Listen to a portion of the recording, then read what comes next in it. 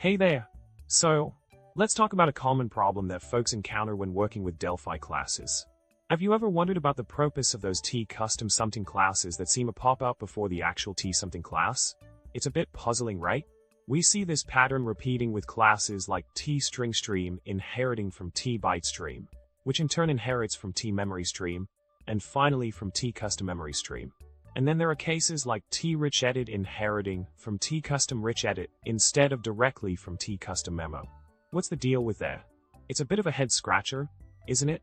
Now let's dive into the solution to this problem. You can choose to inherit from either TCustomFoo or TFoo, but here's the catch: TFoo usually doesn't add any extra functionality to TCustomFoo. Its main purpose is often to tweak access levels of properties. So, if you want to create your own component with specific property visibility, it might be better to inherit from TCustomFoo. This way, you can control which properties are public or published in your custom component, like Araujo foo. It's all about customization and flexibility to suit your needs.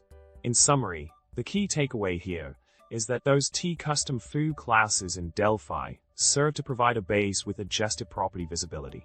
When extending an existing class, you have the choice to inherit from TCustomFoo or TFoo, depending on how much control you want over the properties in your derived class. So, make your pick wisely based on your customization requirements. And with that, I hope this sheds some light on the mystery of TCustomFoo classes in Delphi.